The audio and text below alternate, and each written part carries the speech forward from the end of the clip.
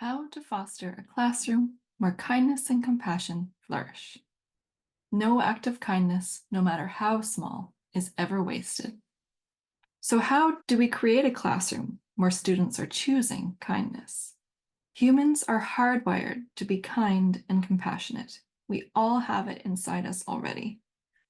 So, rather than only thinking about teaching kindness from scratch in your classroom, we will explore ways you can provide space for students to cultivate their innate capacity for kindness and compassion that's already there. There are many things we can do in our classrooms to create fertile ground for compassion to grow. We can certainly plan and do intentional kind acts with our students, which we will talk about. There are also other things we can do to foster a classroom context where compassion will occur spontaneously on its own. Researchers have found that we feel good, sometimes like a warm feeling in the chest, when we witness people being kind to each other. They have called this feeling moral elevation. It has been shown to have many positive benefits. Past studies have found that moral elevation inspires optimism and makes people want to be a better person and to act kindly toward others. Empathy is one reason we act compassionately. But there are other reasons we may be motivated to act with compassion as well. For example, we want to uphold social norms, or we want to maintain our reputation, or perhaps we expect something in return. This is especially true for preteens and adolescents with the increasing influence of peers. So, what are the norms of your classroom? For example, is being kind cool? Do students go out of their way to care for one another? When students are struggling, is there a culture of helping each other or teasing each other? Is collaboration or competition encouraged? Peer pressure is influential in school and can stand in the way of pro-social behavior when classrooms or schools don't value those behaviors. At the beginning of the school year, consider creating classroom norms or agreements that promote kindness. These can be posted in the classroom and referred to throughout the year. Research shows that setting intentions for our behaviors, like intending to be kind and compassionate to your classmates, has a real impact on behaviors. It's a friendly reminder to make sure you include yourself in the norms and are modeling kindness and compassion yourself. For some activities around building classroom norms, see the links below and after the video. A compassionate classroom is one where everyone feels safe, seen, and like they belong. In addition to ensuring everyone feels safe and seen in your classroom, reminding students of their connectedness with each other and with other human beings is an important ingredient for empathy and compassion. One study of 18-month-old infants found that these children helped a person in need more often and more spontaneously when shown a photograph that reminded them of human connection to each other. For example, two people looking at each other, compared to those that were shown a photograph evoking individuality. For example, one person alone in the photo.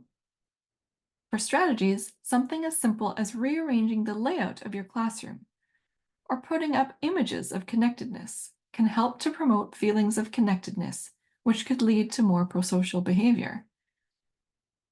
Research has also shown that welcoming students in the morning and addressing them by their first name is a low-cost, high-yield strategy to increase belonging, well-being, and prosocial behavior.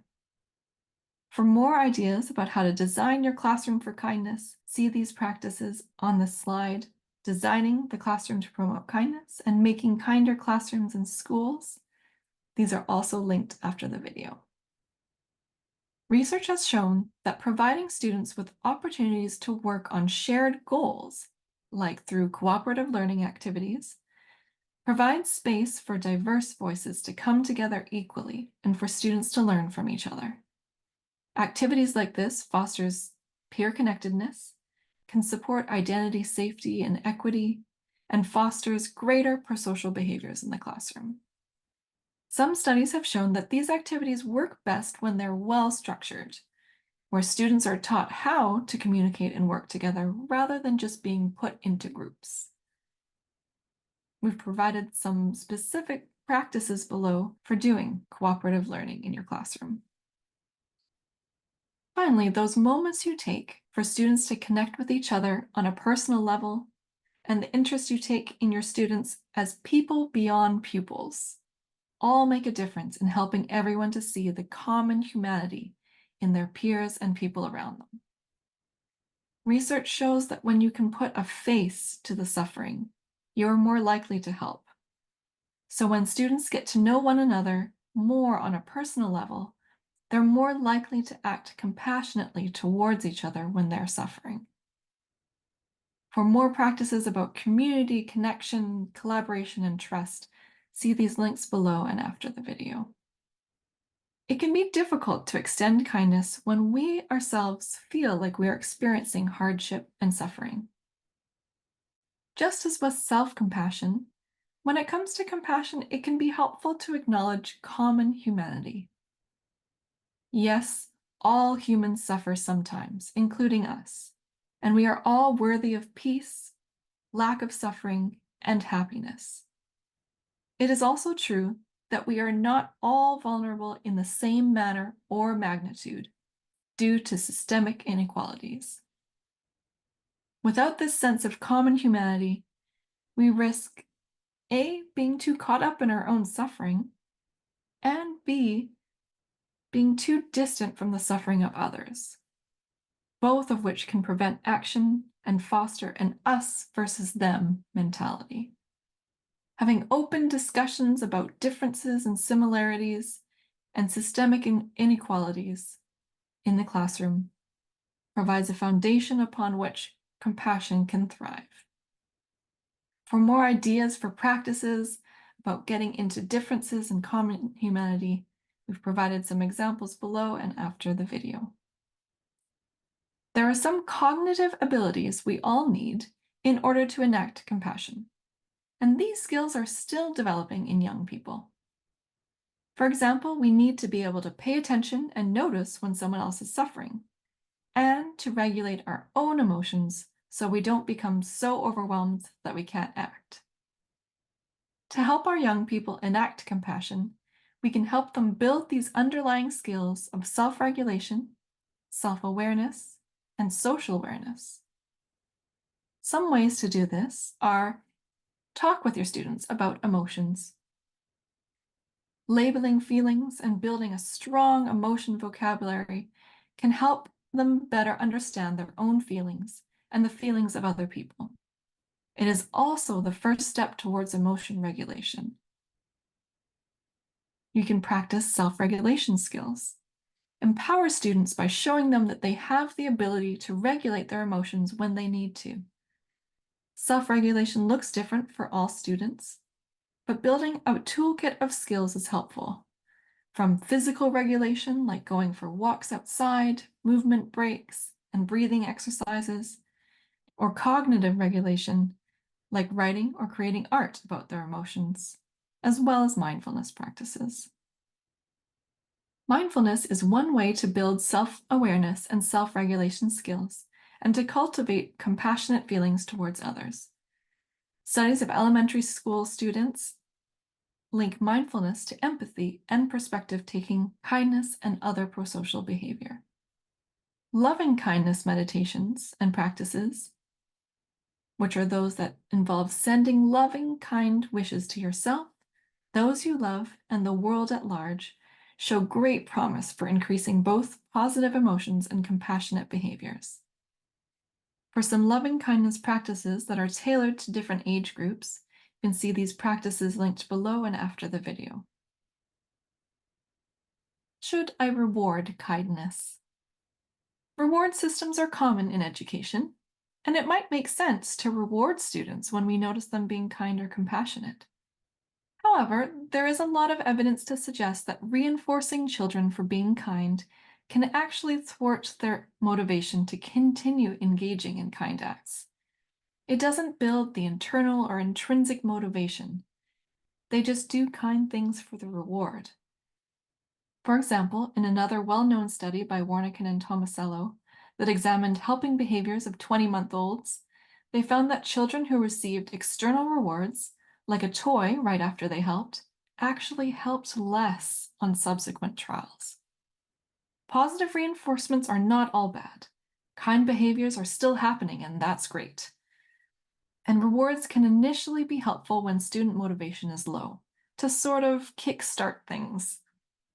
But it is more effective to eventually reduce the frequency of rewards and wean off those reinforcements, and instead emphasize how we feel and how others feel when we act with kindness.